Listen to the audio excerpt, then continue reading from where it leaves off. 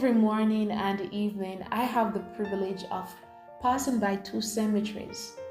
And I say privilege because there are lessons that I've learned just by looking at these cemeteries that I wouldn't have learned otherwise. Many of us are held bound by fear of failure.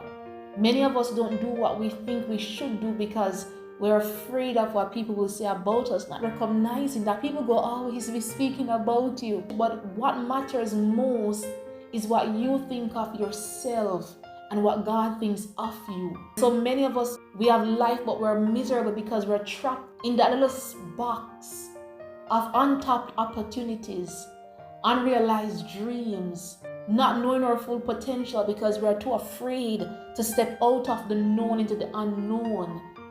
But when I pass by these cemeteries, I learned the lesson that number one, life is precious and life is short. It should be my desire to live life to the fullest, to live my borrowed time to the fullest, because very soon I won't have life. Second point, live life without regrets. Do all that you want to do once it is in the parameters of God's will, and don't allow fear of criticism to interfere with you fulfilling the purpose that God gave to you. It's not time for you to live a miserable existence. It's time for you to live and live happily, fulfilling the things that God placed within you to fulfill. And that brings me to my third point, my third lesson. Make use of every opportunity that has been presented to you. When you're in the grave, there is nothing that you can do anymore. Get up, be brave, trust God, and try. There's nothing wrong with falling, because when you fall, it brings you to a place where you get that new drive to stand again. There's a sense of dependence on God that comes when you've fallen because you've tried.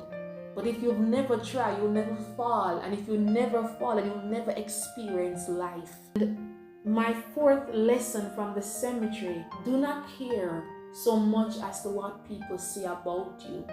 There are many of us, because we care what people say, we find that when we shut the door and the voices have been drowned out, we are tormented by our own voice saying to us, this is what we should have done but didn't do. People will always be saying something about you, whether good or bad. You can't stop that. But make certain that when the doors are closed on their voices, that your voice is not there saying that you should have done this, because the worst thing you could have is that sense of regret that you did not do what you should have done because of what people say about you. Guess what? They're going to speak about you even after you're gone. And that brings me to my fifth point. Live for Jesus. You see, you can do all that you want to do, but make certain that you're doing all of these things within the parameters of God's will. Because whether or not we want to accept or believe it, there is a judgment day coming. And how you live will determine how you stand in the judgment. I can tie all of this into that one line of the song, that country song, live like you were dying.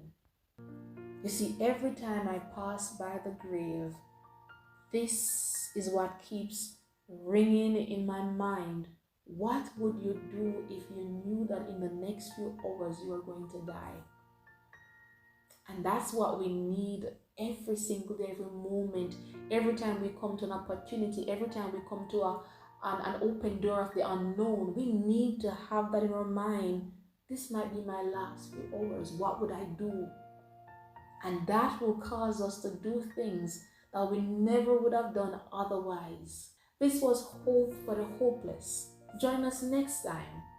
Bye-bye.